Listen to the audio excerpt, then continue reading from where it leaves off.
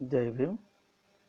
मी उमेश गजबिये, आंबेडकरी बौद्ध चळवळ या संघटनेचा राष्ट्रीय समन्वय प्रचारक. काही दिवसापासून मी बुद्ध आणि त्यांचा धम्मग्रंथ बाबासाहेब आंबेडकर लिखित या धम्मग्रंथावर आणि त्याच अनुषंगाने बाबासाहेबांनी लिहिलेली पुस्तके व लेख यावर भाषणाचे लाईव्ह व्हिडिओ देण्याचा मी फेसबुकच्या माध्यमाने प्रयत्न करीत आहे. आज मी ॲनिहिलेशन ऑफ कास्ट म्हणजेच जातीचे निर्मूलन या बाबासाहेबांनी 1936ला प्रकाशित केलेल्या लेख, जे न दिलेले भाषण आहे, जातपात तोडक मंडळ लाहोर, जे आर्य समाजी हिंदू लोक होते, त्यांच्या झालेल्या पत्रव्यवहार आणि भाषण रद्द झाल्यामुळे ते 1936ला छापलेले गेलेले आहे. तो ॲनिहिलेशन ऑफ कास्ट या लेखावर मी आज बोलणार आहे. त्यापूर्वी काही पार्श्वभूमी मांडणे महत्त्वाचे आहे. यापूर्वी बाबासाहेबांनी कास्ट इन इंडिया हा प्रबंध 1915ला लिहिलेला होता आणि त्यानंतर बाबासाहेब आंबेडकरांनी 1935ला येवले येथे घोषणा केली की मी हिंदू म्हणून जन्मलो असलो तरी मी हिंदू म्हणून मरणार नाही. या पार्श्वभूमीमुळे काही हिंदू लोकांना प्रचंड धक्का बसलेला होता. त्यामुळे त्या काळात सुधारणावादी समजणारे आर्य समाजी लोक यांनी पुढाकार घेऊन हिंदू धर्मात काही सुधारणा होऊ शकते का या अनुषंगाने बाबासाहेब आंबेडकरांसोबत बोलणी केलेली होती.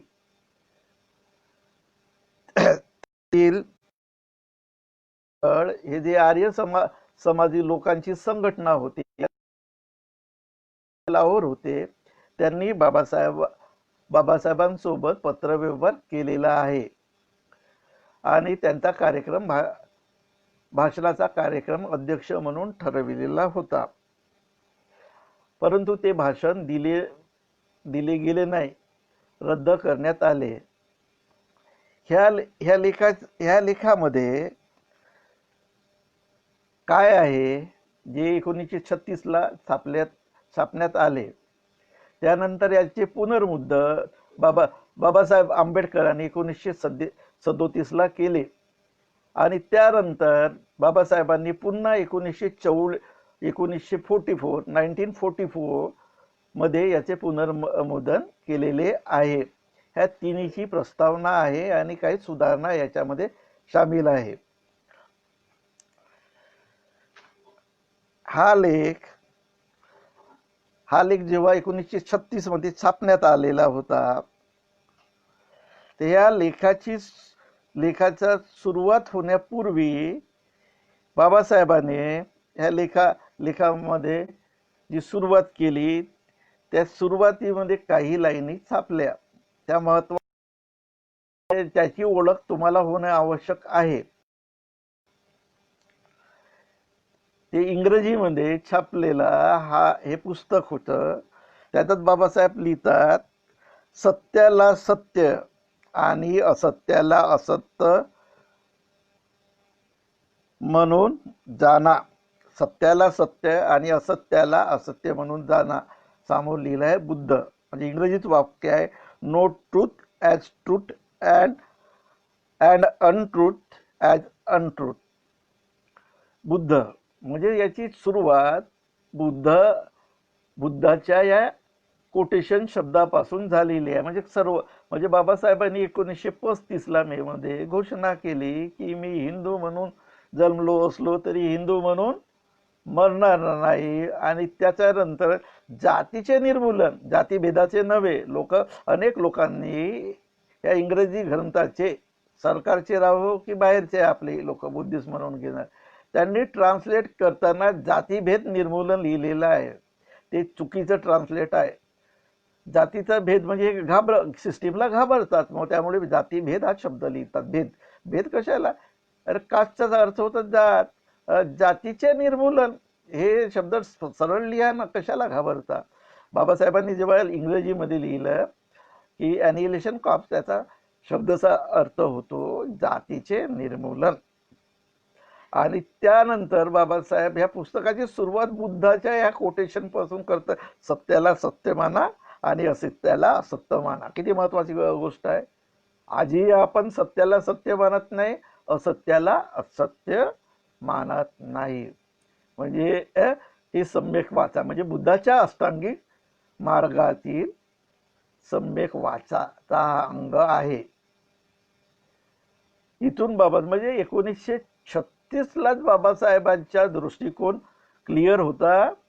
त्यांनी भारतातल्या इतर धर्माची चाचणी केली, पण तिथे भूमिका स्पष्ट होती की समोर जाऊन मला बौद्ध धर्म स्वीकारायचा आहे आणि माझ्या लोकांना, माझ्यासोबत असणाऱ्या लोकांना बौद्ध धर्म द्यायची आहे. या ग्रंथावरच्या या वाक्यावरून, सुरुवातीच्या वाक्यावरून स्पष्ट होते. त्यानंतर त्यांनी एक जागतिक तत्वज्ञान आहे एस ड्रुमंड यांचा कोटेशन दिलेला आहे.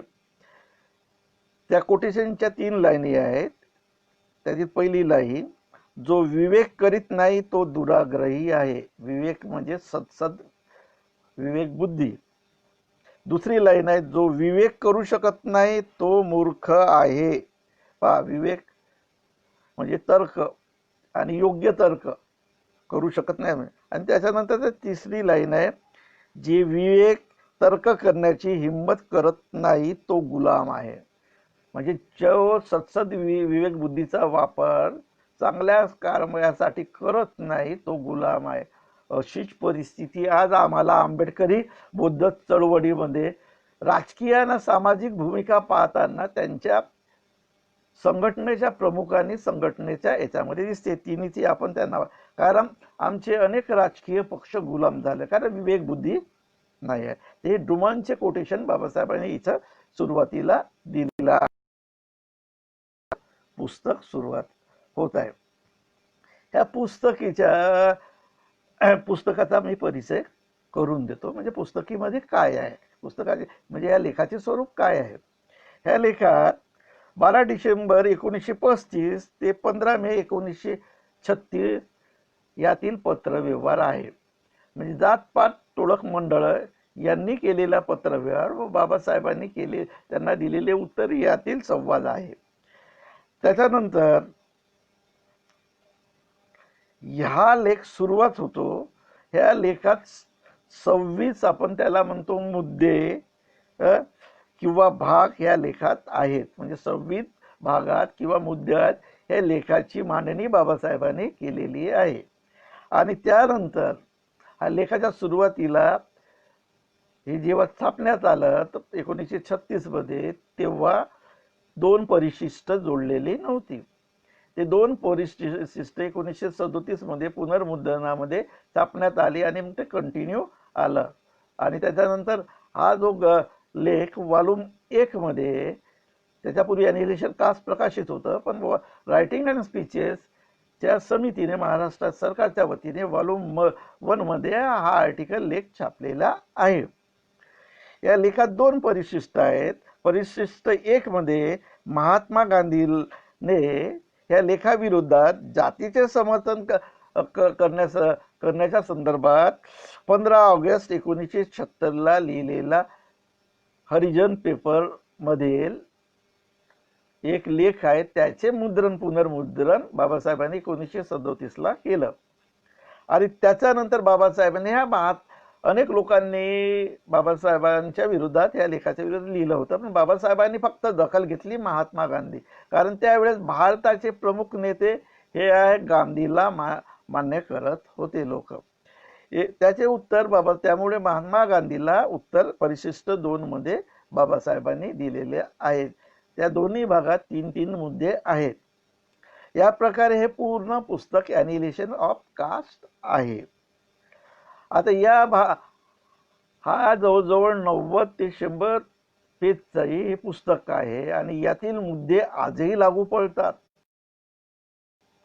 एक मान्यवर नेते जे दिवंगत झाले, त्यांचं नाव होतं मान्यवर काशीरामजी, की मी ॲनिहिलेशन कास्ट म्हणजे जातीचे एका दिवसात संपवली, एका रात्री, आणि त्यानंतर मी कार्याला लागलो. आता हे कार्य ह्या जातीच्या निर्मूलन पुस्तका अनुरूप होते की विरोधात होते हे आपण हे पुस्तक वाचत करताना समजून घेऊ समोर. पण महत्वाचं आहे म्हणजे ज्या व्यक्तीने, ज्या मान्यवर 1972 नंतर दलित पॅंथरच्या उदयानंतर बामसेफची स्थापना केली खापर्डेंसोबत, त्यानंतर 1981च्या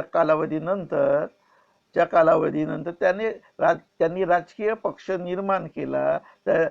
म्हणजे बहुजन समाज पक्ष, BSP चे संस्थापक आहेत. ते म्हणतात ॲनिहिलेशन ऑफ कास्ट हे वाचून मी कार्याला लागितलो. मग कोणत्या कार्याला लागले हे तपासणे महत्वाचे आहे आणि त्यांची कार्यांची भूमिका तुम्हाला राजकीय माहीतच आहे.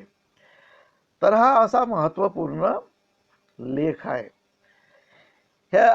हा लेख खूपच महत्वाचा असल्यामुळे हे 26 भाग आणि पत्रव्यवहार आणि 2 परिशिष्ट हे मला वाटते कमीत कमी 5 ते जितकेही होतात तेवढ्या भागात मी ठेवण्याचा प्रयत्न करणार आहे.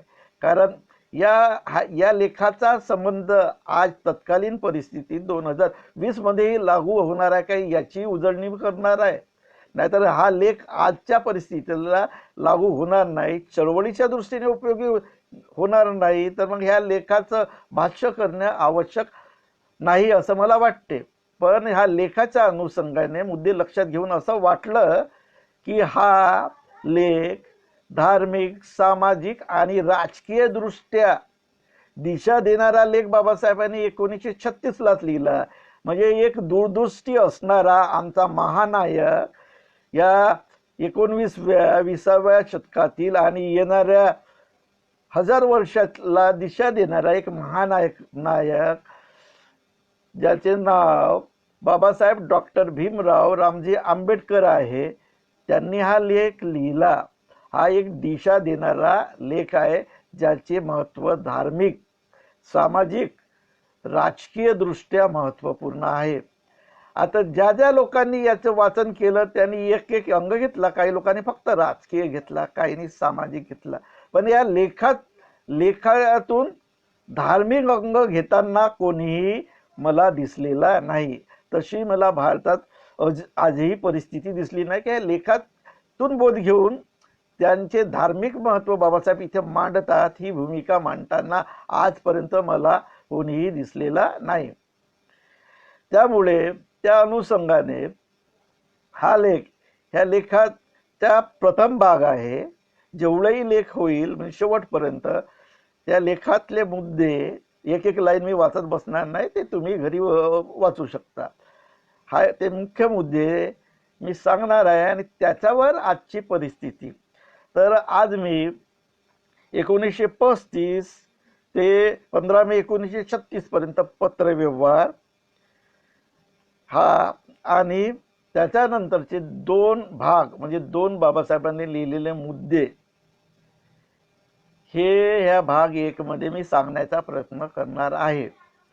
आणि त्याच्या आजच्या परिस्थितीत, आजच्या चळवळीत काय महत्व आहे ते विशद करण्याचा मी प्रयत्न करणार आहे. तर या प्रथम भागात जातीचे निर्मूलन या भाषणाची सुरुवात मी आता करणार आहे. ह्या भाषणाचा भाग 1 ला मी 4 भागात विभागणी केलेली आहे. म्हणजे 4 मुद्दे मी आज सांगणार आहे.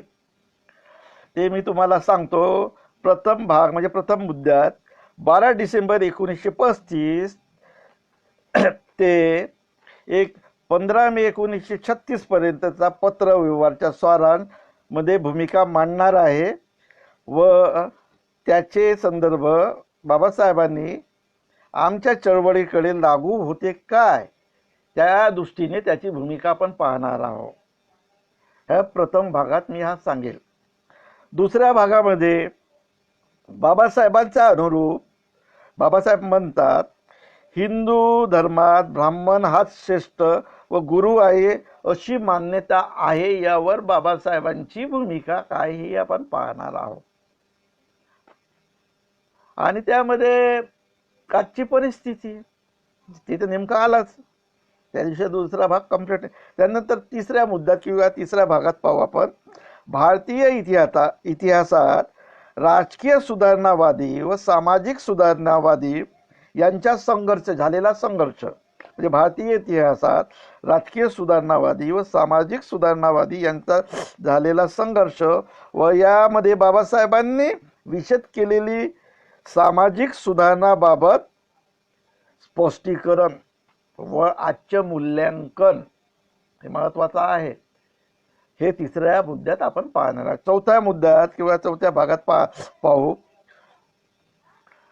राजकीय संविधानिक सुधारणा. म्हणजे त्या काळात राजकीय सामाजिक सुधारणा व सामाजिक सुधारणा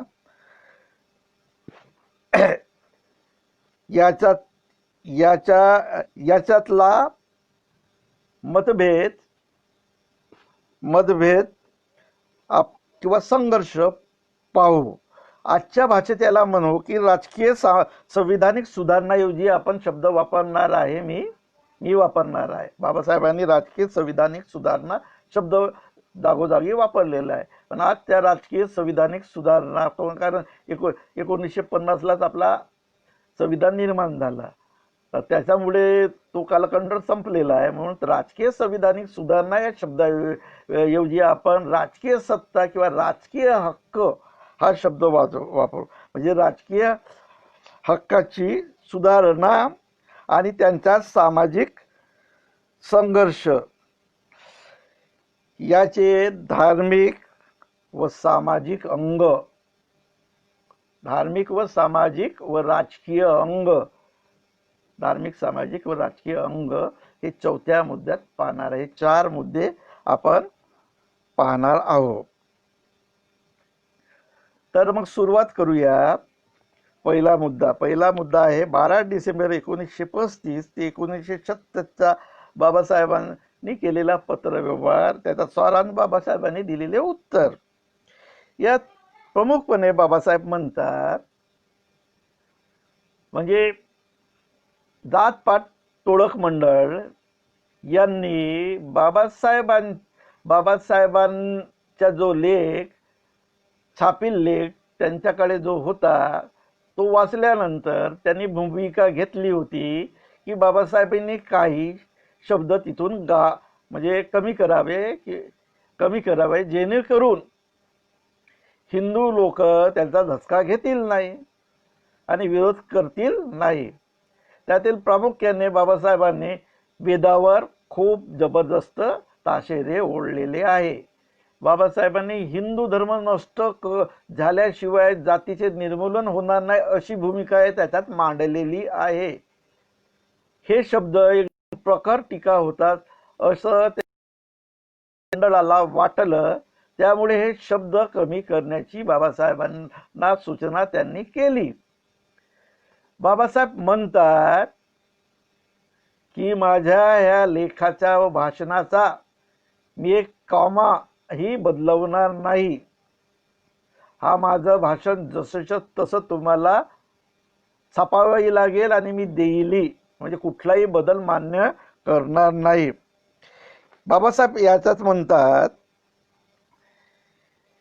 की ज्या राष्ट्राची, म्हणजे भारत राष्ट्र, त्यावेळी इंग्रज होते पण तरी त्याला भारत म्हणतच होते, ज्या राष्ट्राची जाणीव जाती संस्थेवर उभी आहे. किती महत्वाचं आहे. ज्या राष्ट्राची जाणीव म्हणजे भावना, मानसिक चेतना ही जाती संस्थेवर उभारीत आहे, त्या जाणीव, धार्मिक जाणीव याचा संपूर्ण नाश झाल्याशिवाय, म्हणजे तुम्ही समजून घ्या, म्हणजे कोणाचा नाश झाल्याशिवाय जाती, ह्या धार्मिक ग्रंथाचा, म्हणजे ह्या धार्मिक जाणीव कुठे आहे, ह्या धार्मिक ग्रंथात आहे हिंदूंच्या. यांची जाणीव संपूर्ण नाश झाल्याशिवाय जातीचे निर्मूलन कदापि शक्य नाही. आजही तीच परिस्थिती आहे. म्हणजे तुम्हाला जात नष्ट करायची आहे तर त्यांचे धार्मिक जाणीव कुठून निर्माण होते? धार्मिक ग्रंथातून निर्माण होते.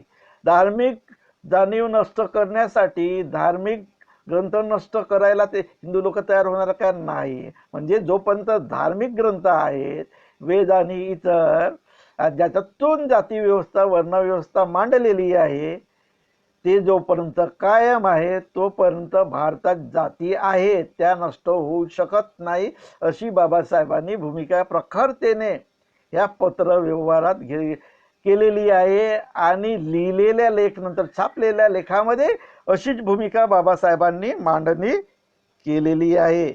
हे आजही आम्हाला समजणे खूप आवश्यक आहे. परंतु आजही आमचे लोक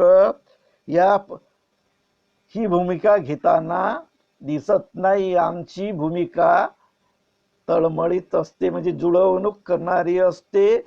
ज्याचं एकमेव उदाहरण म्हणजे भारतीय सरकारामध्ये एक आंबेडकरी म्हणवणारा व बौद्ध म्हणवणारा नेता सामाजिक मंत्री रूपाने कार्यरत आहे आणि भारताला हिंदू राष्ट्र म्हणून मजबूत करण्यासाठी प्रयत्नशील आहे. अशीच त्यांच्या भूमिका, त्यांच्या भाषण, त्यांच्या वक्तव्यावरून आज दिसून येत आहे.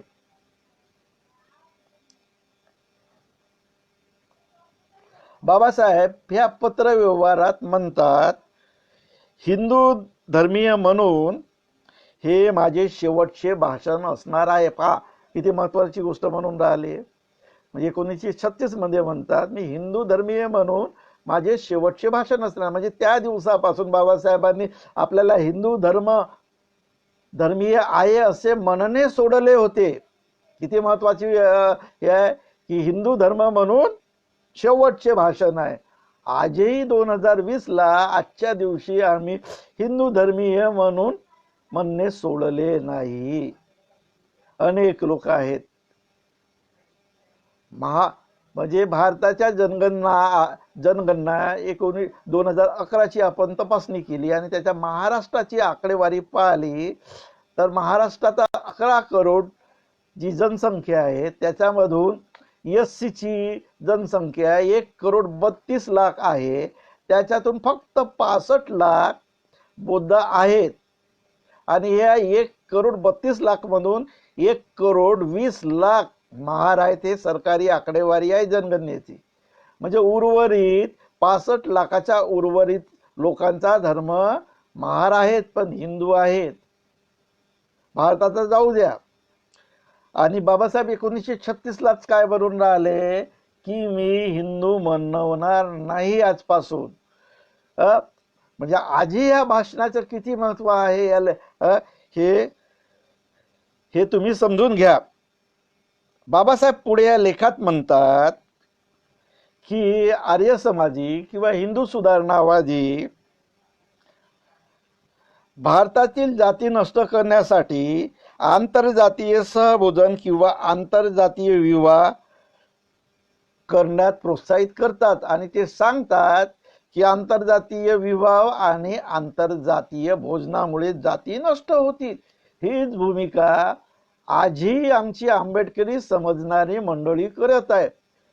अनेक मंडळी यांचे मुलं किंवा मुली उच्च शिक्षित होतात आणि प्रेमात पडतात. प्रेमात पडल्यानंतर काय होते की एखादी मुलगी उच्च शिक्षित झाली, चांगले पगार झाला, तर शिक्षण घेत असताना बौद्ध सोडून इतरांवर प्रेम करते आणि त्याचे रूपांतर लग्नात होते. आणि मग त्यांच्या घरची मंडळी काय म्हणते की आमच्या मुलीने किंवा मुलाने आंतरजातीय धर्म केला, आमच्या मुलीने तर ब्राह्मण पोरासोबत केला, आमच्या मुलाने तर ब्राह्मण मुलीसोबत केला, आमच्या मुलाने तर ओबीसीच्या मुलासोबत केला, मुलीसोबत केला मानतात आणि म्हणतात आमच्यामुळे जाती नष्ट होण्यास मदत करत आहे. ही भूमिका बाबासाहेबांनी नाकारली आहे. बाबासाहेब म्हणतात जात नष्ट तेव्हाच होईल जेव्हा हिंदूचे शास्त्र म्हणजे हिंदूचे धार्मिक पुस्तके नष्ट होतील. आणि आपण काय म्हणतो, लग्न इतर जातीत केले, इतर लोकांत केले तर जात नष्ट होतात. तर ही भूमिका बाबासाहेबांनी याच्यामुळे केलेली आहे. बाबासाहेब म्हणतात की भारतातील जाती या वेद व हिंदू धर्माच्या धार्मिक रीती व कल्पना यांचा नाश म्हणजे नष्ट केल्याने ही जाती व्यवस्था उद्ध्वस्त होईल किंवा नष्ट होईल. स्पष्ट या पत्रव्यवहारात लिहित आहे. भाषणात तर लिहिलं आहे, पण सुरुवातीला पत्रव्यवहारात बाबासाहेबांनी ही भूमिका मांडलेली आहे. बाबासाहेब म्हणतात की हिंदू धर्माचा नाश हे शब्द मी बोलल्यामुळे जातपात तोडक मंडळ अस्वस्थ झालेले आहे. त्यामुळे मंडळाने माझ्या भाषणात काही सुधारणा करण्याची सूचना दिलेली आहे. बाबासाहेब पुढे म्हणतात की माझ्या भाषणाच्या स्वल्पविराम सुद्धा मी बदलवणार नाही. माझ्या भाषणावर मी कोणतेही निर्बंध लागू होऊ देणार नाही. आम्हाला तर कोणीही सूचना दिली आम्ही स्वल्पविराम काय अर्ध भाषणच बदलवून टाकतो, ही परिस्थिती आहे. एवढ्या दडपणाला आम्ही जुगारत असतो. तर बाबासाहेबांचा खंबीरपणा, स्वाभिमान हा आमच्या अंगी आला पाहिजे आणि त्यांचे गुण आमच्या अंगी आले तर चळवळ, आंबेडकरी बौद्ध चळवळीला एक मजबूती प्रदान होईल. या प्रकारे एवढे सारांश म्हणजे नेमकं काय आहे या भाषणामध्ये, या न दिलेल्या भाषणामध्ये हा 12 डिसेंबर 1935 ते 15 मे 1936 पर्यंत होता. ही मांडणी करून मी पहिला मुद्दा संपवत आहे. आता आपण दुसऱ्या मुद्द्याकडे पुढे वाटचाल करणार आहोत. दुसरा मुद्दा आहे भारतीय इतिहासात, दुसऱ्या मुद्दा आहे हिंदू धर्मात ब्राह्मण हा श्रेष्ठ व गुरु आहे अशी मान्यता. यावर बाबासाहेब काय म्हणतात हे पाहूया. बाबासाहेब भाषणाच्या सुरुवातीला म्हणजे प्रथम भाग जिथून सुरू होतो, प्रथम मुद्दा या लेखाचा सुरुवात होतो, जो वॉल्यूम 1 रायटिंग अँड स्पीचेसचा आधार ग्रंथ समजावा कधी. त्याच्या सुरुवातीला बाबासाहेब म्हणतात हिंदूच्या धर्मशास्त्रानुसार तीनही वर्णाचा गुरु ब्राह्मण आहे. आता बाबासाहेब शब्द लिहितात तीनही वर्ण, चारही वर्ण नाही, कारण ब्राह्मण गुरु आहे म्हणजे एक वर्ण संपला. हे 3 वर्ण कोणते? क्षत्रिय, वैश्य व शूद्र. म्हणजे ब्राह्मण आहे, तिन्ही वर्णाचा गुरु आहे अशी मान्यता आहे. आधी हिंदू धर्मात अशीच मान्यता आहे. वर्णनामा ब्राह्मणो गुरु असे ब्राह्मणे म्हणजे आजच्या धर्मशास्त्राची आज्ञा आहे. आज्ञा शब्द वापरतात म्हणजे ब्राह्मणे धर्मशास्त्राची, ज्याला आज आपण हिंदू धर्मशास्त्र म्हणू शकतो. त्यामुळे बाबासाहेब म्हणतात की हिंदूने कोणाकडून मार्गदर्शन घ्यावे आणि कोणाकडून घेऊ नये ही ह्या ब्राह्मण मंडळीने किंवा हिंदूंना बरोबर माहीत आहे. आजही असे हिंदू लोक ब्राह्मणाकडूनच सर्व काही करून घेतात. काही लोक अल्प आहेत, पण काही लोक यांनी आज बदल केला आहे. ते आपल्यासोबत कधी येतात याची वाट पाहणे, म्हणजे बौद्ध धर्मात कधी येतात याची वाट पाहणे गरजेचं आहे. वेळ देऊ त्यांना. बाबासाहेबांनी जेव्हा 1935 पासून 1956 एवढा वेळ घेतला, तर यांनाही आपण वेळ देऊ. त्यानंतर बाबासाहेब एक उदाहरण देतात. केवळ विद्वान आहेत म्हणून हिंदूची धर्मशास्त्र कोणालाही गुरु म्हणून स्वीकारण्याची परवानगी देत नाही. म्हणजे फक्त विद्वान आहे ते बाबासाहेब स्वतःनुसारही म्हणतात. आजही विद्वान म्हणून हिंदू ग्रंथे कोणालाही ब्राह्मण सोडून मान्यता देत नाही, तयारी नाही त्यांची. यामध्ये बाबासाहेब उदाहरण देतात रामदासाचा. रामदास हा ब्राह्मण संत म्हणून महाराष्ट्रात व भारतात प्रसिद्ध आहे. बाबासाहेब म्हणतात की काही लोक म्हणतात, ब्राह्मणी लोक म्हणतात किंवा इतर हिंदू धर्मीय लोक म्हणतात की छत्रपती शिवाजीला हिंदू राज्य स्थापन करण्याची प्रेरणा रामदासाने दिली, असं बाबासाहेब लिहून हे लोक सांगतात की रामदासाने शिवाजी महाराज यांना हिंदू राज्य स्थापन करण्याची परवानगी दिली. मग हिंदू राज्य स्थापन झाले तर आमच्या बुद्धाचं काय काम, हाही महत्वाचा प्रश्न आहे. त्यानंतर रामदास त्यांनी लिहिलेला मराठी पद्य ग्रंथ ज्याचं नाव दासबोध आहे, ह्या दासबोध मध्ये लिहितात, जो दासबोध हा मराठी पद्य ग्रंथ आजही राजकीय व सामाजिक व धार्मिक ग्रंथ म्हणून याला मान्यता आहे. आणि किंबहुना ब्राह्मण लोक असे त्याला मान्यता देतात आणि हिंदू धर्मीय लोक मान्यता देतात. ह्या पद्य ग्रंथात रामदास लिहितो, पंडित झाला म्हणून एका अंत्यजाला गुरु म्हणून स्वीकार करू नये. काय म्हणतात, पंडित झाला म्हणून एका अंत्यजाला गुरु म्हणून स्वीकार करू. मग हा अंत्यज कोण? अंत्यज चारी वर्णाचा आपण पालो, ब्राह्मण, क्षत्रिय, वैश्य आणि शूद्र. शूद्राला गुरु मानू नये. आणि इथे बाबासाहेब लिहितात की हेच लोक म्हणतात शिवाजीचा वर्ण नंतर ते क्षत्रिय झाले, पण शिवाजीचा वर्ण आपण पाहू ते शूद्र वर्णात होते. म्हणजे शिवाजीलाही हा रामदास अंतज म्हणून राहिला, अशी भूमिका बाबासाहेबांनी यात घेतलेली आहे असं मला वाटते. मग शूद्र जे अंतज आहेत तरी आज ब्राह्मणाच्या पाठीमागे हिंदू धर्म मोठे करण्यासाठी लागलेले आहेत, हे आमच्या दृष्टिकोनात आजही दिसत आहे.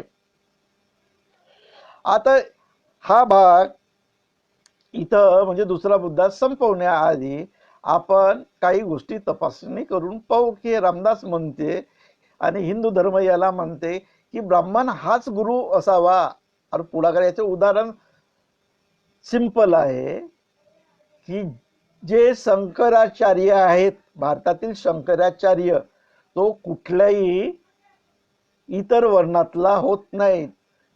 शंकराचार्य होण्याकरता ब्राह्मण हीच पदवी ब्राह्मण श्रेष्ठ म्हणून ब्राह्मण असल्याशिवाय शंकराचार्य होता येत नाही. हे गोष्ट आजही सुरू आहे. एखादी तरी शंकराचार्य क्षत्रिय, वैश्य व शूद्रातून बनून पाहिलेला पाहिजे. दुसरं महत्वाचं उदाहरण आपण घेऊया. RSS म्हणजे राष्ट्रीय स्वयंसेवक संघ यांचा सरसंघचालक किंवा उपसरसंघचालक म्हणजे हे जे प्रमुख पद आहेत हे फक्त ब्राह्मण धर्मीय लोकांना भेटते. म्हणजे तोच गुरु असेल, तोच श्रेष्ठ आहे, तो विद्वान असो की नसो. म्हणजे ही गोष्ट आजही लागू आहे 2020 ला आपण तपासली तर. म्हणजे RSSचा सरसंघचालक किंवा उपसरसंघचालक हा क्षत्रिय, वैश्य व शूद्र यातून बनणार नाही. अजून आतापर्यंत तसा इतिहास नाही. या प्रकारे आज आपण दुसरा मुद्दा पाहिलेला आहे. आता तिसरा मुद्दा पाहू. तिसरा मुद्दा आहे भारतीय इतिहासात राजकीय सुधारणावादी व सामाजिक सुधारणावादी यांचा संघर्ष व यामध्ये बाबासाहेबांनी विषय व सामाजिक सुधारणाबद्दल स्पष्टीकरण. भारताचा इतिहास पाहिला 1890च्या जवळपास काँग्रेस नावाची एक संस्था उदयास आली. त्यावेळेस सुरुवातीच्या काळात यामध्ये सामाजिक परिषद नावाचे एक अंग होते, ज्याला सामाजिक सुधारणावादी म्हणत असत. दुसरं अंग हे राजकीय सुधारणावादी होते. हे दोन अंग होते. सामाजिक सुधारणावादीचं म्हणणं होते की हिंदू धर्मात विधवा विवाह, भोजन करायला पाहिजे. आणि तेही त्यांनी काय ठरवलं होतं की तेही उच्च वर्ण खालच्या म्हणजे वैश्य शूद्रामध्ये दिसत नव्हतं, पण ब्राह्मण आणि त्याच्या जवळपासचे जे ज्याला सवर्ण म्हणू किंवा उच्चवर्ण याच्यामध्ये ही त्यांची सामाजिक सुधारणा होती. बाबासाहेब याच्यात एक महत्वाचं वाक्य म्हणतात की की जगात व भारतात राजकीय सुधारणावादी लोकांकडे की राजकीय किंवा आजच्या परिभाषेत आपण म्हणून पक्षाकडे किंवा राजकारणाकडे जास्त संख्येने लोक जातात, पण व त्यांचे मित्र व चाहते अनेक असतात, परंतु सामाजिक कार्य किंवा सामाजिक सुधारणा करण्याची संख्या कमी असते, त्यांचे मित्र व प्रसिद्धी कमी असते. याचा मला खूप 35 वर्षाचा अनुभव आहे. आजही हीच परिस्थिती आहे. राजकारणाकडे लोक जास्त वळतात, त्यांना प्रसिद्धी जास्त, सामाजिक व धार्मिक कार्याकडे खूप कमी असतात, त्यांची प्रसिद्धी कमी असते, त्यांचे मित्र चाहते व कार्यकर्ते कमी असतात. ही भूमिका बाबासाहेबांनी यामध्ये मांडलेली आहे. काँग्रेसच्या उदयासोबत त्यांनी हिंदू धर्मात असलेल्या अनिष्ट रूढीवर ह्या सामाजिक परिषदेने काही भूमिका ठेवलेली आहे, याचा उल्लेख बाबासाहेब करतात. तर ते वाचायचं असेल सविस्तरपणे ते तुम्ही लेखाच्या माध्यमातून वाचू शकता. मी फक्त महत्वाचे अंग याच्यामध्ये ॲनालिसिस करणार आहे आणि आपली भूमिका मांडणार आहे. एक एक लाईन मी वाचत जाणार नाही. सुरुवातीच्या काळात ह्या दोघांनी सामाजिक परिषद आणि काँग्रेसने संघर्ष न करता आपले कार्य सुरू केले, परंतु नंतर 1892 साली अलाहाबादच्या काँग्रेसच्या 8व्या अधिवेशनात, म्हणजे 8वा अधिवेशन 1892 ला होते, याचा अर्थ की 7-8 वर्षापूर्वी म्हणजे 7 वर्षाच्या अगोदर काँग्रेसची स्थापना झाली, म्हणजे ते 1885च्या जवळपास असावी. तर 8व्या अध्यक्ष हा बॅनर्जी नावाचा व्यक्ती होता, WC बॅनर्जी यांनी. या बॅनर्जीने काँग्रेसच्या या 8व्या अधिवेशनात अध्यक्षीय भाषण दिले. ते भाषण भारतात प्रसिद्ध आहे. हे भाषण त्याने सामाजिक सुधारणा किंवा सामाजिक सुधारणा परिषदेची चळवळ आहे याच्या अंतविधीला दिल्या जाणाऱ्या भाषणासारखे हे भाषण होते. म्हणजे ह्या भाषणामध्ये त्यांनी सामाजिक परिषदेवर कडाडून टीका केलेली आहे आणि सामाजिक सुधारण्याची गरज नाही अशा शब्दात त्यांनी आपले भाषण केले आहे. म्हणून त्यामुळे इथं बाबासाहेब लिहितात की हे भाषण सामाजिक सुधारणावादी किंवा सामाजिक परिषदेचे अंतविधी, म्हणजे मृत झाला आणि त्याची मृताची यात्रा घाटावर नेण्याकरता करतात तसं भाषण यांनी दिलेले आहे बॅनर्जीने. बॅनर्जी यात म्हणतात की सामाजिक सुधारणा होईपर्यंत राजकीय सुधारणा करण्याच्या लायक आपण होणार नाही, हे मला मान्य नाही आणि मला संशय नाही, कारण राजकीय सुधारणा ह्या सामाजिक सुधारणापेक्षा महत्वाचे आहे. सामाजिक परिषद व सामाजिक सुधारणावादी लोकांच्यावर कडाडून हल्ला करताना बॅनर्जी म्हणतात की आमची मुलगी आमच्या गाडीमध्ये, अरे उच्चवर्णीय लोक होते, धनाढ्य लोक होते, आमच्या गाडीसोबत आमच्या एका मित्राला किंवा ऑक्सफोर्ड किंवा केम्ब्रिज मध्ये जाऊन उच्च शिक्षण घेईल या दृष्टीने आम्हाला किंवा बालविवाह किंवा हिंदू मुलीचा विधवा विवाह अशा गोष्टीला करणं म्हणजे सुधारणा आम्ही मान्य करत नाही आणि याची गरज ह्या सुधारणावादी लोकांची गरज नाही अशी बॅनर्जीने भूमिका मांडलेली आहे. बाबासाहेब तसे इथे प्रतिपादन करीत आहे. याच कालावधीत सामाजिक परिषदेने काँग्रेसच्या राजकीय भूमिकेविरुद्ध सामाजिक भूमिका घेण्याकरता एक दुसरा मंडप टाकून आपली परिषद घेण्याचा प्रयत्न केला. तो मंडप आणि समाज जाळण्याची भाषा काँग्रेसकडून बोलल्या गेलेली होती. या सामाजिक परिषदेच्या या यंत्रविधी सारख्या विधीला महत्व विषद करून बाबासाहेब म्हणतात की सामाजिक या काँग्रेसच्या राजकीय सुधारणावादी लोकांनी सामाजिक परिषदेची अंतविधीचा कार्यक्रम लावला, म्हणजे वाट लावली त्याची. त्यामुळे सामाजिक परिषदेच्या लोकांना यांना तोंड, ह्या राजकीय सुधारणावादी लोकांना तोंड देता आलेलं नाही. आणि त्यानंतर टिळकांनी ही भूमिका मांडलेली आहे समोर. गंगाधर टिळकांनी अशी भूमिका मांडलेली आहे.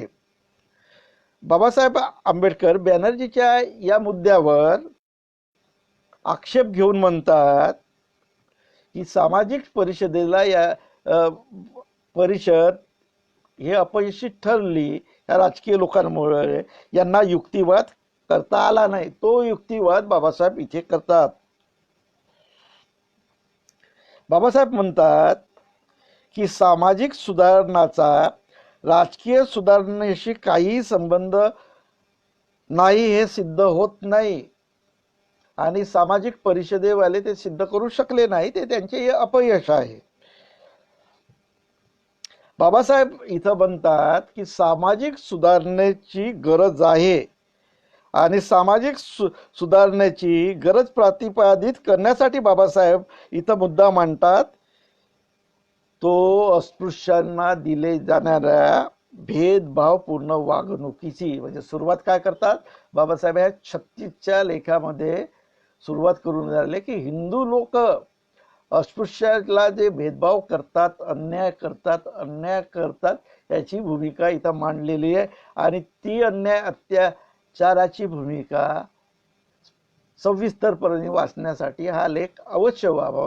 मी फक्त थोडक्यात, कारण हा भाषण लांबत आहे, जवळजवळ 40 मिनिट झालेले आहेत आणि आपला चौथा मुद्दाही आपल्याला बघायचा आहे, तो खूप इम्पॉर्टंट आहे.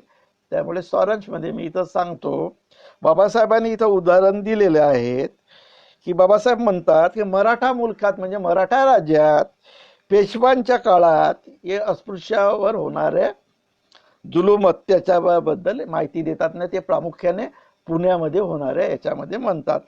ते म्हणतात की अस्पृश्य जर पुण्यात जात असेल पेशवांच्या काळात, तर तो रस्त्यावर चालत असताना त्याच्या सावलीचाही विटाळ झाला नाही पाहिजे. हिंदू लोकांना कुठलाही नाही, शूद्रांनाही नाही. म्हणजे महत्वपूर्ण गोष्टी आहे. ब्राह्मणांना तर नाही, क्षत्रिय वैश्य शूद्रांनाही अस्पृश्यांच्या सावलीचा विटाळ होत होता. त्याच्यानंतर ते अस्पृश्य रस्त्यावर चालत असताना चालताना त्या रस्त्यावर त्यांचा पाऊल खुणाचा होऊ नये, त्याच्यामुळे अस्पृश्य म्हणजे हिंदू लोक जे शूद्र क्षत्रिय वैश्य व ब्राह्मण आहेत त्यांना विटाळ होऊ नये आणि ते बाटले जाऊ नये याकरता किंवा स्पर्श होऊ नये याकरता व रस्त्यात चालताना त्यांचे थुकायला नाही पाहिजे, त्यामुळे स्पर्श होतील याकरता अस्पृश्यांना ढोंगणाला एक फळ बांधण्याचा कायदा त्यांनी केला आणि गळ्यात मडकं बांधण्याचं कार्य केलं पेशवाकाले. आणि हे कोणा करताय? हिंदू धर्मी. म्हणजे कोण? अस्पृश्य हे हिंदू धर्म म्हणून घेत होते, पण हे शूद्राच्याही बाहेर होते, आउटकास्ट. ब्राह्मण क्षत्रिय वैश्य व शूद्र यांना अस्पृश्याची सावलीही नाही झाली पाहिजे या दृष्टीने त्यांनी कार्य केलं, कायदे केले. आणि अस्पृश्य ओळखला गेला पाहिजे याकरताही त्यांनी एक कायदा केला की अस्पृश्य ओळखला जाण्याकरता त्यांनी गळ्यात काळा धागा बांधावा किंवा हाताच्या मनगटाला काळा धागा बांधावा. आजी लोक गळ्यात काळा धागा अडकवतात आणि हातात काळा मनगटात काळा धागा लावणारे लोक मी पाहिले. याच्यावरून ब्राह्मण ओळखतो की हा ब्राह्मण नाही, हा क्षत्रिय नाही. शूद्र आणि खालचे लोक आजही, पहिले अस्पृश्या करता कायदा होता, पण आज शूद्र आणि इतरही लोक काही मी बघितले आहेत गळ्यात काळा धागा जातात, हाताचे काळा धागा गळ्यात आमचे अनेक विवाहित स्त्रिया घालतात. आणि त्या काळ्या धाग्यामुळे तुम्ही पूर्वाश्रमीचे अस्पृश्य आहे लोकांना इतर म्हणजे इतर वर्णातील लोकांना स्पष्ट दिसते. शूद्रांच्याही घालतात आणि अस्पृश्याचं घालतच आलेले परंपरा आहे. या प्रकारे बाबासाहेब अस्पृश्याबद्दल इथं म्हणतात. आणि हे म्हणजे सामाजिक परिषदेवाले लोकांनी या संदर्भात भूमिका नाही घेतलेली आहे. म्हणजे अस्पृश्य जे सामाजिक भेदाभेद आहे ह्या सुधारणेवादीचा दृष्टिकोन सामाजिक परिषदेने घेतलेला नाही. आणि हे घेतला असता तर राजकीय सुधारणावादी म्हणजे काँग्रेसवर दबाव झाला असता असं बाबासाहेबांच्या मांडणी आहे. त्यानंतर बाबासाहेब एक उदाहरण देतात याच अस्पृश्याबद्दल अन्याय अत्याचाराबद्दल माहिती सांगताना की इंदोर राज्यात इंदोर जिल्ह्यात बिचोली मतदान या गावात बलाई नावाच्या अस्पृश्य जातीवर होणाऱ्या अत्याचार अन्यायासंदर्भात एक घटना 4 जानेवारी 1928 टाइम्स ऑफ इंडियामध्ये प्रकाशित झालेली आहे. बाबासाहेब 1936 मांडणी करून राहिलेले आणि 1928 बद्दल संदर्भ देऊन राहिले. इथं सांगतात की ह्या बलाई लोकांकरता तिथल्या इंदोर जिल्हा आणि इंदोर राज्यात 8 नियम केले होते अस्पृश्य बलाई. हे 8 नियम त्यांनी पालन करावे यांचा त्यांचा हट होता. म्हणजे कायदे केले त्यांनी. त्याच्यात पहिला होता की बलाई अस्पृश्यांनी जरीच्या पगड्या वापरू नये, वरीच्या पगड्या वापरू नये. बलाई लोकांनी रंगीत व नक्षीकाम केलेले धोतर किंवा कपडे घालू नये.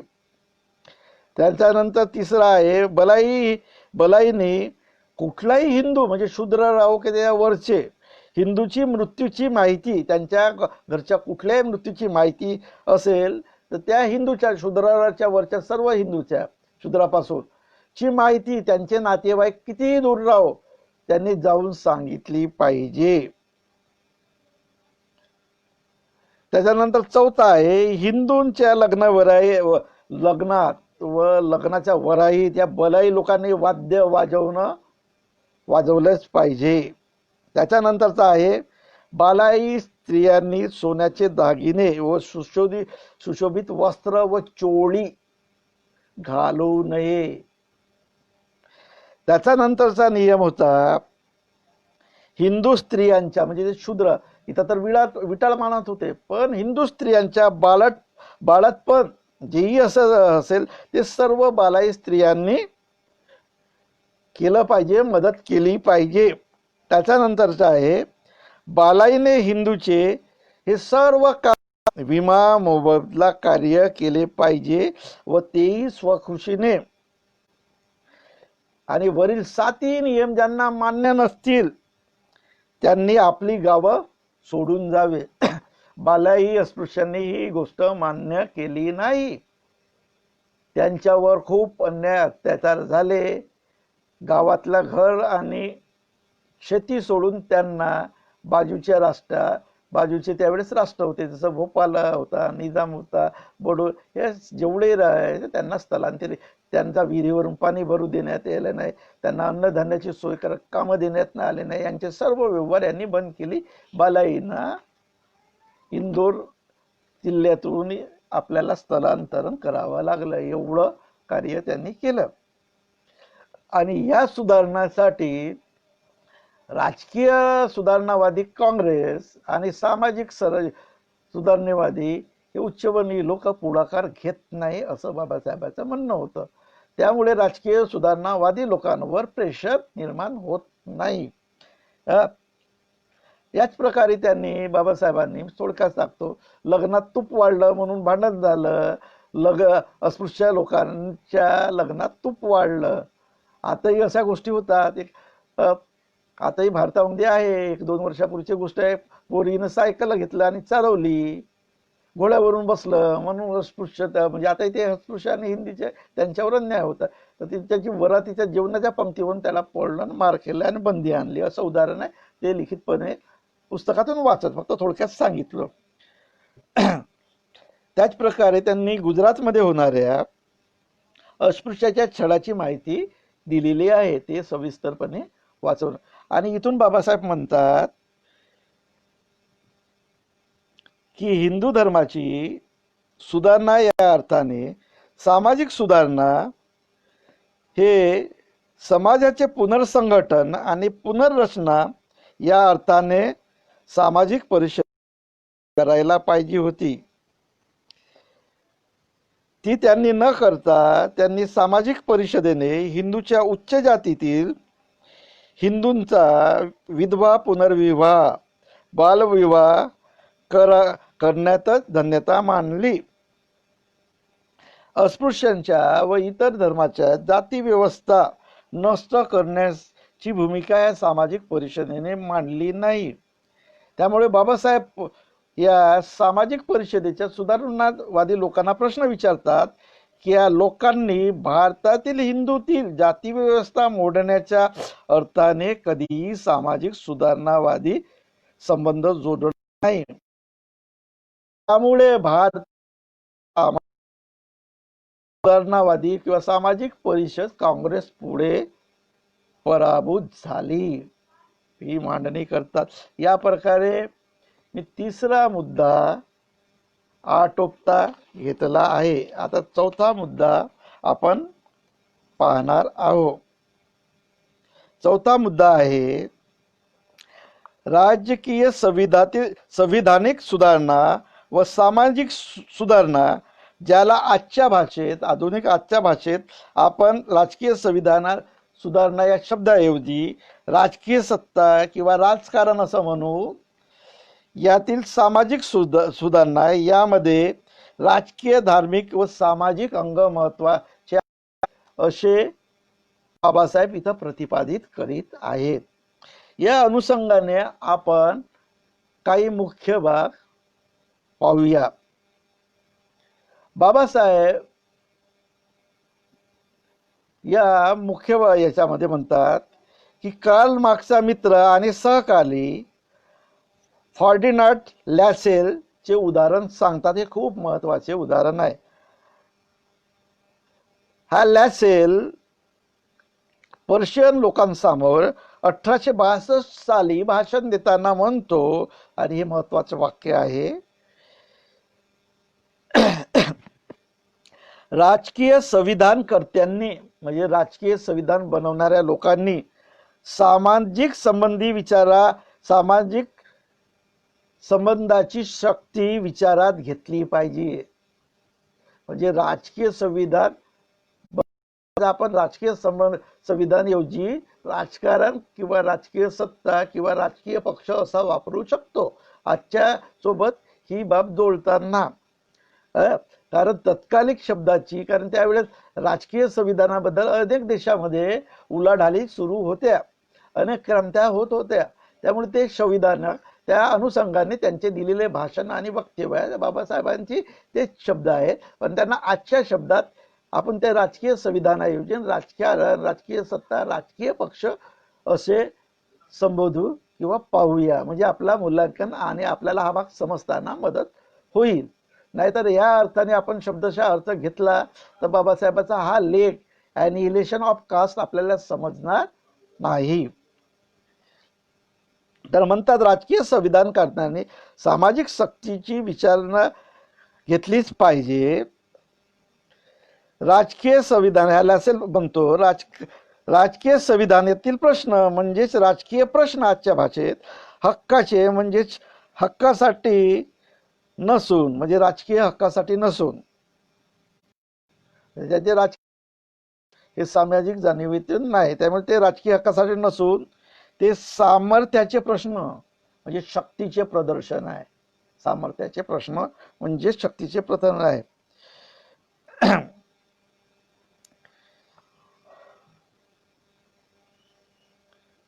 त्यानंतर पुढे म्हणतात की खऱ्या राजकीय संविधानाचे स्थैर्य किंवा यालाच आपण म्हणून राजकारणाचे स्थैर्य, स्थिरता व मूल्य हे राजकीय संविधानाच्या समाजाची शक्ती अचूकतेने व्यक्त करत की नाही यावर अवलंबून आहे. म्हणजे राजकारण जे आहे राजकीय संविधान ते राजकीय संविधानाचे मूल्यमापन करत नाही यावर अवलंबून आहे.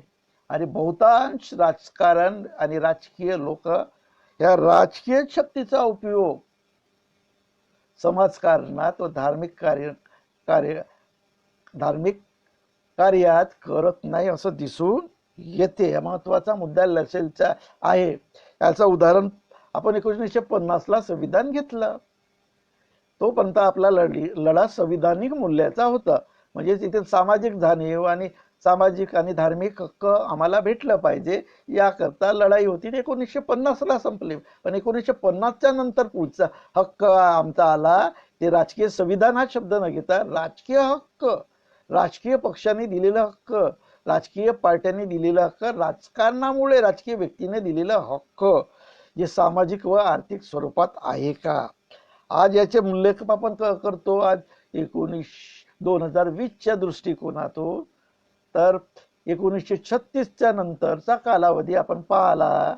1936च्या 1947च्या नंतर 1950च्या नंतर तर सामाजिक सुधारणा, धर्मात सामाजिक सुधारणा करण्यासाठी हिंदू कोड बिल काँग्रेसच्या लोकांनी त्याचा विरोध केला, त्याला लागू करण्यास विरोध केला. हा धार्मिक व सामाजिक सुधारणावादी लढा होता.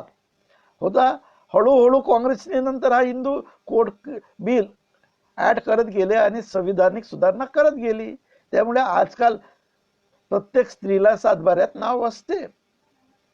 म्हणजे ही भूमिका, म्हणजे आज आपण काय म्हणू, राजकीय आजच्या दृष्टीने असं आपण पाहू शकतो की राजकीय शक्तीचा उपयोग राजकीय लोक कसे करतात याचं एक चांगला उदाहरण आपण बघून घेऊया.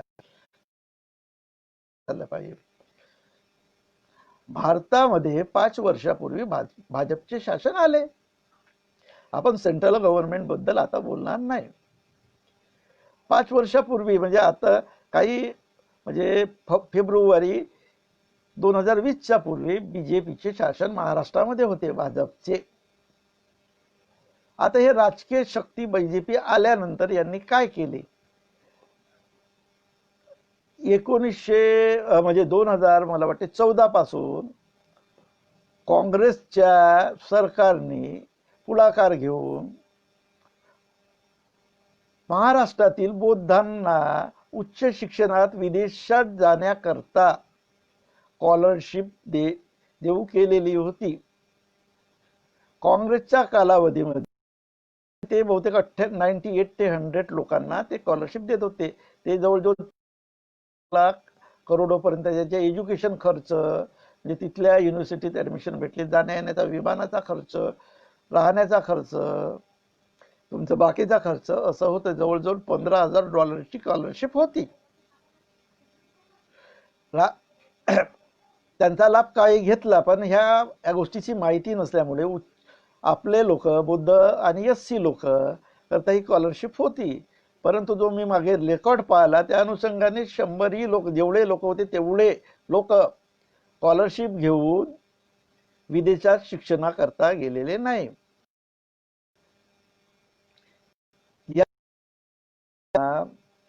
म्हणजे याची जागरूकता सरकारने करायला पाहिजे ती केलेली नाही. त्यामुळे प्रत्येक लोकांकडे, बौद्ध आणि एससी लोकांकडे ही माहिती पोहोचली नाही. आणि आमच्याही लोकांची, बुद्धांची आणि एससी लोकांची संघटना आणि या लोकांनी शक्य तेवढं याबद्दल कार्य केलं नाही. जेही केले ते श्रीमंत लोक आपल्यातील आणि उच्च पदाधिकारी लोकांनी आपल्या मुलाकरता हे याच्यात एक चांगली हे गोष्ट होती की याच्यातली उत्पन्न मर्यादा ही 6 लाखाची होती. पण त्याच्यानंतर एक कंडिशन होती याच्यापर्यंत, म्हणजे आपण असं समजू की 2019 पर्यंत एक होती की जगातील टॉप मोस्ट 100 युनिव्हर्सिटीमध्ये ह्या बौद्ध किंवा एससी पोरांची ऍडमिशन झाली तर 50ची होती. आता ह्या आल्यानंतरचा जो रेकॉर्ड मी तपासला आणि त्याला काही काय म्हणतात आम्हाला मिळाला की किंवा माहिती मिळाली, त्याची मी माहिती करून घेतली. त्या अनुषंगाने बीजेपीच्या लोकांनी ते करता स्कॉलरशिप सँक्शन केली. त्या मुलांची ऍडमिशन त्या युनिव्हर्सिटीमध्ये झाली. स्कॉलरशिप तिथं त्यांनी पोहोचवल्या पाहिजे. म्हणजे ऍडमिशन त्यांना प्रोव्हिजनल देण्यात आले, पण वळती केली नाही. वेळेपर्यंत याची स्कॉलरशिप सेशन सुरू होण्यापर्यंत या बीजेपीच्या कालावधीत बौद्ध आणि एससी त्रास दिला. त्या 1 वर्ष वाया गेलं. त्या युनिव्हर्सिटीच्या भल्यापणामुळे त्यांना पुढच्या वर्षात स्कॉलरशिप द्यायला तर संधी देण्यात आली. म्हणजे 1 वर्ष या पोरांचं वाया केलं. आणि असं अतोनात छळ, म्हणजे ह्या राजकीय शक्तीचा वापर करून बीजेपीने आमच्या एससी समुदायातील लोकांना केला. हा शक्तीचा वापर, राजकीय शक्तीचा वापर, कारण सामाजिक जाणीव नाही. आणि ह्या करता आमच्या लोकांनी, संघटनांनी लढा दिला नाही. हायकोर्ट, सुप्रीम कोर्ट पर्यंत लढा देऊन यांना प्रश्न करायला पाहिजे होता की या उच्च शिक्षणाकरता हा निधीच बंद करून द्यावा, नाही पाहिजे आम्हाला, किंवा सुरू द्यायचा आहे, आमच्या पोरांना त्रास नाही द्यायचा, किंवा दिला तुम्हाला खराब करण्याकरता या लोकांनी कोर्टात आणि सुप्रीम कोर्टातली लढाई लढून या बीजेपी सरकारला जॉब मागितला. असं या लोकांच्या पायाला नाही, संघटनांनी करत. त्यानंतर शक्तीचा यानंतर बीजेपी सरकार, शिवसेना, राष्ट्रवादी आणि काँग्रेसच्या मिळून सरकार आली. त्यातले शिक्षण क्षेत्राचे मंत्री जे काय मुंडे आहे, त्यांनी एक अध्यादेश काढला. त्या अध्यादेशामध्ये होता की उच्च शिक्षणाकरता जाणाऱ्या पोरांची, म्हणजे विद्यार्थी आहेत, 100 युनिव्हर्सिटीमध्ये ऍडमिशन भेटलं, मर्यादा 6 लाख असायला पाहिजे. म्हणजे यांनी आपल्या शक्तीच्या त्याला स्थगिती दिली आहे वाटते. पण यांचाही हिंदू म्हणून इतका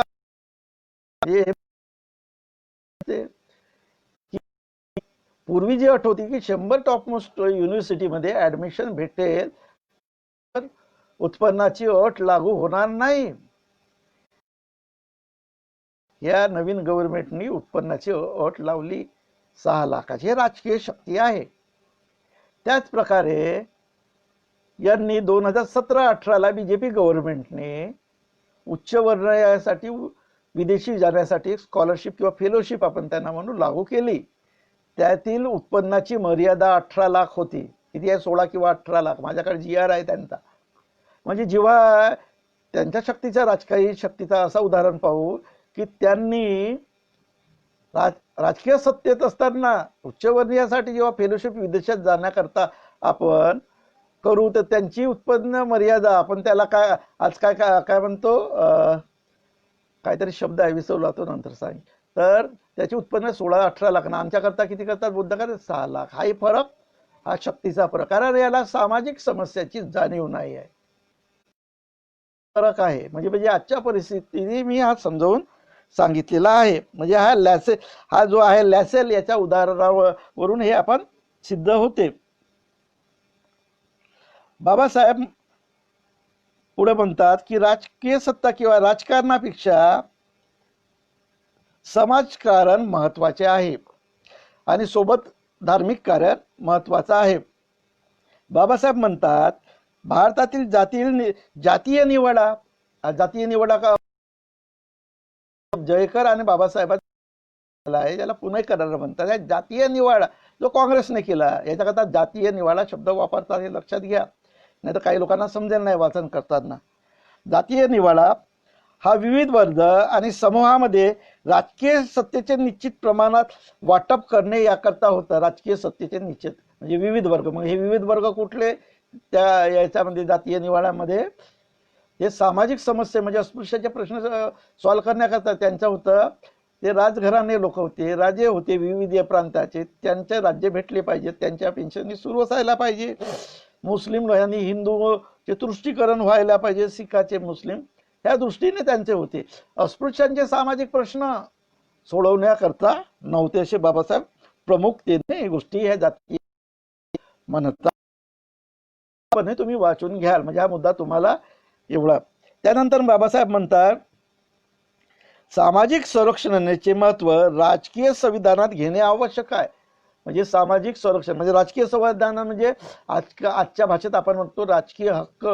सरकारने राजकीय पक्षाने संविधान म्हणजे राजकीय पक्षाने हे घेणे आवश्यक आहे. कारण सामाजिक समस्यांचा राजकीय प्रश्नावर प्रभाव पडतो. राजकीय प्रश्नावर प्रभाव पडतो हे बाबासाहेबांनी दाखवूनच दिलाय. सामाजिक व धार्मिक प्रश्नावर पडतो. हे ज्या राजकारण्यांनी नाकारले ते राजकारण कायमचे दुनियातून उठले किंवा उठत आहे. सामाजिक आणि धार्मिक याचं उत्तम उदाहरण पाहू. राम जन्मभूमी विवाद बीजेपीने सामोर लावून धरला, राजकीय सत्तेत आले. हा धार्मिक आणि हिंदूंचा सामाजिक मुद्दा होता. त्याच्या पुढे अजून मी सविस्तरपणे सांगतो, फक्त एवढा सांगतो. म्हणजे हा सामाजिक मुद्दा, धार्मिक मुद्दा, प्रश्न राजकीय ते सत्तेत आले, एवढा महत्वाचा मुद्दा आहे.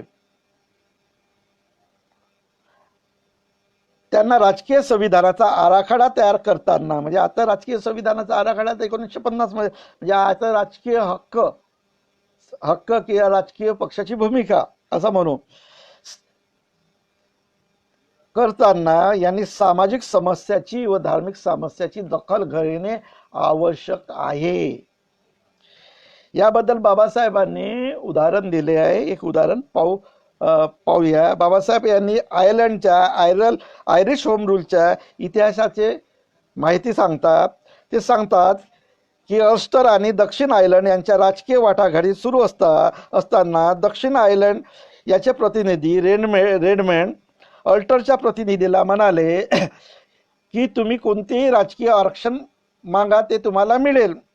म्हणजे हे आयरिश जे लोक होते ते सत्तेवर होते राजकीय. यावर अल्स्टरच्या उत्तर काय दिलं, त्याच्या प्रतिनिधीने अल्स्टरच्या प्रतिनिधीने खूप जबरदस्त शब्द आहे. कोणत्याही आम्ही तुमच्यावर तुम्ही राज्य करावे आम्हाला मान्य नाही, म्हणजे मान्यच नाही म्हणतात. याबाबत बाबासाहेब पुढे लिहितात की अल्स्टरने जी भूमिका घेतली ती भारतातील अल्पसंख्याक लोकांनी घेतली पाहिजे होती, परंतु ह्या अल्पसंख्याक लोकांनी घेतली नाही. कारण याचं उदाहरण आपण पाहू की अल्पसंख्याक लोक म्हणजे कोण. हे अल्पसंख्याक लोक होते शूद्र, एसटीचे प्रतिनिधी, इतर धर्माचे प्रतिनिधी. जसं आज आपण पाहूया 1950 ची घटना 26 जानेवारी लागू झाली. त्या पूर्वी 1946च्या नंतर घटना तयार होत असताना एसटी ओबीसी आणि महाराष्ट्रातील मराठ्यांनाही बाबासाहेब देण्याची भूमिका मांडली होती. त्यांच्या नेत्यासोबत चर्चा घेतली. त्यांनी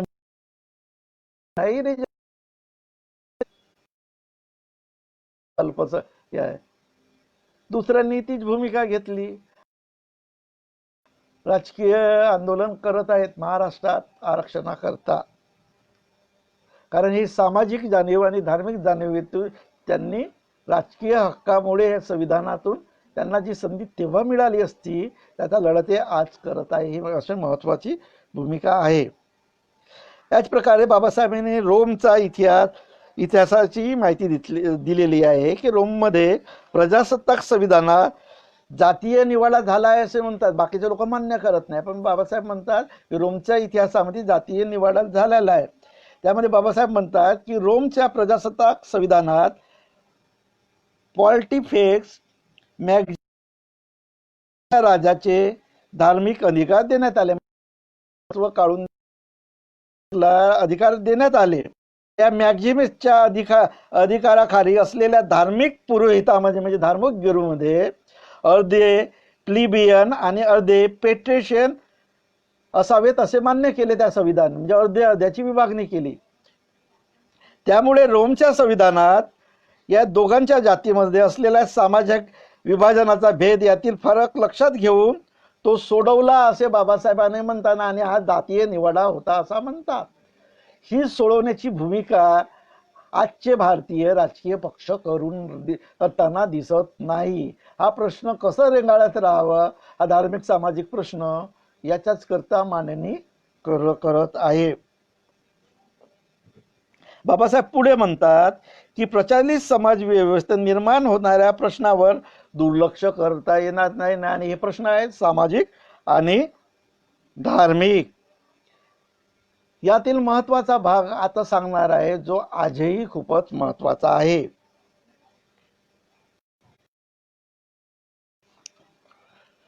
बाबासाहेब आंबेडकर म्हणतात की सामाजिक आणि धार्मिक प्रश्नाचा प्रभाव पडतो. म्हणजे राजकीय संविधान, म्हणजे आजकाल राजकीय संविधानाऐवजी आम्ही काय शब्द वापरू, राजकीय हक्क, राजकीय पक्ष, राजकारण याच्यावर धार्मिक प्रश्नाचा आणि सामाजिक प्रश्नाचा प्रभाव पडतो. बाबासाहेब सांगतात की राजकीय क्रांतीच्या पूर्वी सामाजिक आणि धार्मिक क्रांती होते असा जगाचा इतिहास आहे. याचा करता बाबासाहेब काय महत्वाचं म्हणतात की राजकीय क्रांती होण्यापूर्वी सामाजिक आणि राजकीय क्रांती होते असा जगाचा इतिहास आहे. या अनुषंगाने बाबासाहेब सांगतात की लुथरने सुरू केलेल्या धार्मिक सुधारणामुळे, लुथर नावाच्या तत्वज्ञ याने केलेल्या सामाजिक सुधारणामुळे युरोपियन लोकांना राजकीय मुक्तीचे हक्क मिळाले.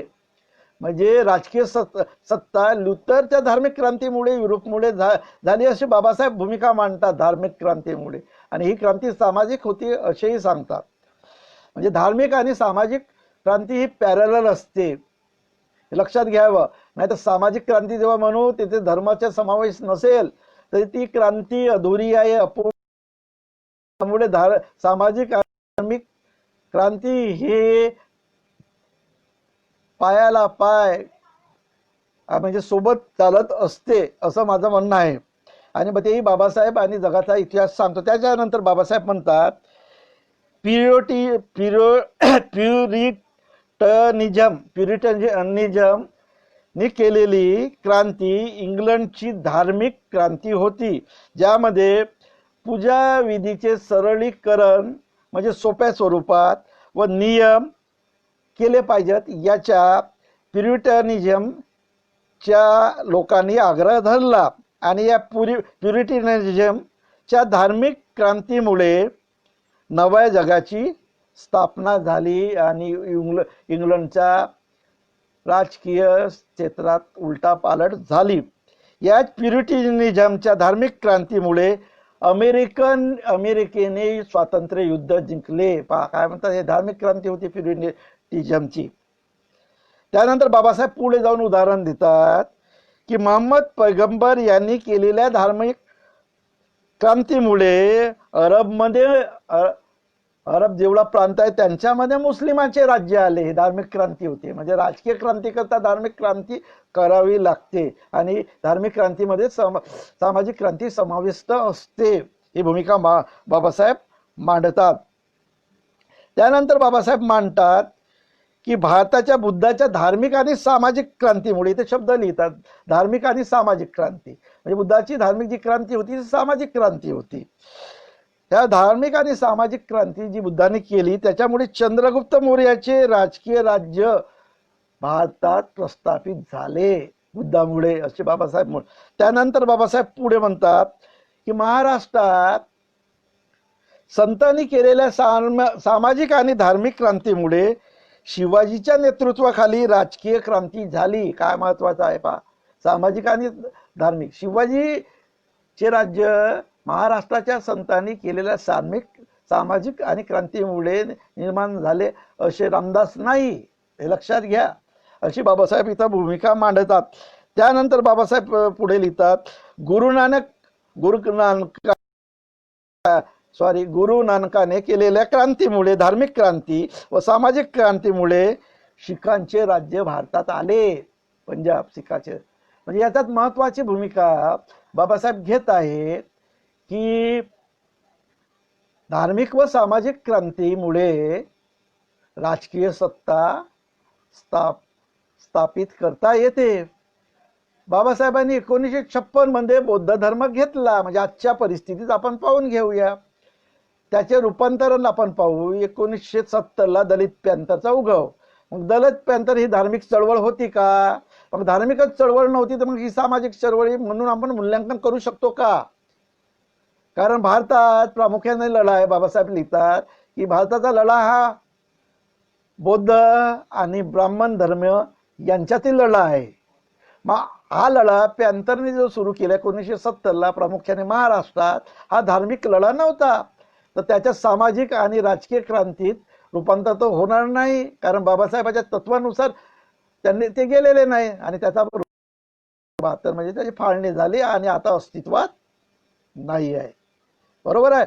त्यानंतर 1972 उभारणी पाहू तर मान्यवर काशीरामजी यांनी खापर्डेंना सोबत घेऊन बामसेपची स्थापना केली. बामसेप ही स्वतःला आंबेडकरीवादी चळवळ म्हणून घेते. ह्या संघटनेच्या बॉयलाज म्हणजे संविधानातच होतं की नॉन रिलिजियस, शब्द काय आहे? Non religious, non political.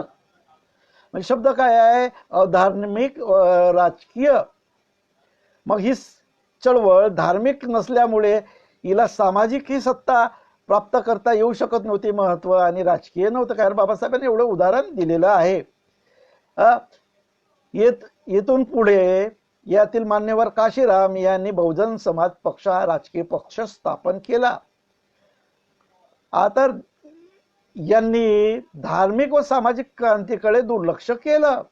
बाबासाहेबांच्या धार्मिक क्रांती व धर्मांतर घेण्याच्या भूमिकात बुद्धांची संख्या वाढवण्यात म्हणजे बुद्धांची शक्ती वाढवण्यात यांनी आपली शक्ती वेचली नाही. फक्त यांनी राजकारणाकडे लक्ष दिलं आणि ते यूपीच्या राजकारणात ज्यात 27% एससी आहेत. महाराष्ट्रामध्ये 10.5 ते 11 ते 11.25% लोक आहेत एससी, त्यातच बौद्ध धर्मी आहे. तर त्याच्यामुळे इथला आणि यूपीचा फरक आहे.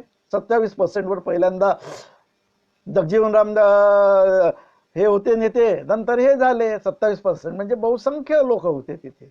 27% आता ओबीसीला आरक्षण देतात. काय झालं की राजकीय शक्ती निर्माण करण्यासाठी, कारण आपला लढा हिंदू धर्माच्या विरुद्ध आहे, ह्या लेखामध्येच ते मांडणी करत आहे बाबासाहेब. हिंदू धर्माचा लढा करण्याकरता काय आम्हाला हिंदू धर्म म्हणून राहणं गरजेचं आहे? हिंदू धर्म असून तर राजकीय शक्ती हिंदूंची वाढेल, जे बीजेपीची वाढलेली आहे. तर राजकीय शक्ती ह्या धार्मिक आणि सामाजिक क्रांती होते. धार्मिक क्रांती 56ला झाली, ते महाराष्ट्रापुरता सीमित राहिले. इथल्या लोकांनी राज्य आणि पक्ष नेतृत्वात नसले, पण इतक्या बौद्धांची जाणीव एवढी वाढली की त्यांनी आपले हक्क अधिकार लढून घेतले, जे यूपीतल्या लोकांना अजूनही घेता येत नाही. हा महत्वाचा फरक आहे. तर या भूमिकेतून आपण विशद करत असताना की धार्मिक याचे महत्व या मान्यवर आणि बहुजन पक्षाच्या लोकांना मान्य नसल्यामुळे 2011च्या जनगणनेपूर्वी यूपी मध्ये, उत्तर प्रदेशमध्ये 3 लक्ष बौद्ध होते. बाकीचे म्हणजे जिथं 4.5 करोड एससी असतात ना, तिथे बुद्धांची संख्या 3 लक्ष होती. म्हणजे बाकीचे हिंदू होते. म्हणजे एक प्रकारे आपण असं म्हणू की हिंदू धर्माच्या वाढीसाठी तिथले एससी कार्यरत होते. आणि राजकीय पक्ष, कारण हा तर आमचा धार्मिक क्रांती आहे, धार्मिक क्रांती तर करूनच नाही राहिले तुम्ही, तर मग राजकीय सत्ता भारतात कशी प्रस्थापित होणार आहे? कसे पंतप्रधान तुम्ही बनणार आहेत? तर या दृष्टिकोनातून पाहला म्हणजे या पॅरेग्राफच्या अनुषंगाने बाबासाहेबांनी मांडलेल्या, तर त्या काळात बहुजन पक्ष समाजवादी पक्षाचे मुख्यमंत्री होतात मान्यवर मायावतीजी. ह्या मुख्यमंत्री असताना 2011च्या जनगणनेमध्ये संख्या यूपी 3 लक्ष असताना 2011च्या जनगणनेची जी माहिती आली त्याच्यामध्ये 2,06,000च्या वर बौद्ध होते. म्हणजे 1 लाखाने बुद्धांची संख्या कमी झाली आहे. मग जेव्हापर्यंत आणि त्याच्यानंतरचा इतिहास पाहिला तर बीएसपी आता सपासट होण्याने दिसत आहे. म्हणजे ह्या मान्यवर व्यक्तींनी धार्मिक भारतात लढा सुरू करून धर्मांतर केलं असतं, ते एक राजकीय शक्ती वाढली असती ह्या लोकांविरुद्ध, आणि बुद्धांना मत दिलं असतं. एक नेता जेव्हा राजकीय धर्मांतर करतो, म्हणजे राजकीय धर्मांतर, धार्मिक धर्मांतर, त्याचा फायदा होणार आहे. मतं एक गठ्ठ्याने तिकडे जाणार होते. महाराष्ट्राचे गेले असते, मध्य प्रदेशचे गेले असते, छत्तीसगडचे गेले असते, आंध्राचे गेले असते, तामिळनाडू यांनी बुद्ध धर्मांतराचे कार्य केलं पाहिजे. केलेलं नाही, फक्त रिपब्लिकन पक्षाच्या नेत्याने केलं. त्याच्यानंतर कोणीही पक्षाने दुसऱ्याचे केलं नाही बुद्ध कार्यक्रम. आता ते मग किंवा करेल, म्हणजे त्या मान्यवर काय म्हणतात, मी प्रधानमंत्री झाल्याशिवाय बनणार नाही, बुद्ध धर्म घेणार नाही. एक महाशयचं फक्त त्यांचे अंतविधी बुद्ध विधीनुसार जिवंत दीक्षा घेता बुद्ध बनता आल्या नाही. तर अशीच भूमिका पुढे राहू शकते, कदाचित चुकीची ठरो आशा करतो मी. तर ह्या भूमिकातून राजकीय क्रांतीचे रूपांतर सत्तेत करण्याकरता धार्मिक व सामाजिक क्रांती जी बाबासाहेबांनी सांगितली आहे जगातला ती न केल्यामुळे आजची आमची अवस्था, बुद्ध, मागासवर्गीय जितके काही आहेत, SC ST OBC यांचे रूपांतरण हे राजकीय सत्तेत न येण्याचे एकमेव कारण आहे की आम्ही हिंदू म्हणूनच जगत आहोत आणि हिंदूचे शक्तीत रूपांतर होटमध्ये आम्ही करून देत आहे त्यांना. या प्रकारे आजचा हा 2 भाग म्हणजे 4 मुद्द्यात हा विषय आज मी संपविलेला आहे. याच्यामध्ये मी 4 मुद्दे मांडले, ते मी 4 मुद्दे मांडले हे सविस्तर सांगणार नाही. एक उजळणी पुन्हा इथून पाहून करून घ्यावी. याच्यामध्ये मी बाबासाहेबांनी जात नंतर आपण 26 भाग आणि परिशिष्ट 2 परिशिष्ट याची माहिती करून घेतली. आणि त्यानंतर 26 भाग आणि 2 परिशिष्ट यातील आपण पत्रव्यवहार आणि 2 भाग म्हणजे 2 ह्या लेखातले मुद्दे पाहिले आहे. याच्या नंतर 1-2 किंवा 2-3 दिवसात पुढचा भाग मी सांगेल. उद्या बहुतेक मी बुद्ध आणि त्यांच्या धम्मग्रंथातील 4था भाग मी सूचना देईल, काही वेळ 1-2 तासापूर्वी. पण उद्याला मी तो बुद्ध आणि धम्म याचा 4था भाग सांगणार आहे. एवढे बोलून मी माझे लांबलेले भाषण संपवत. जय भारत.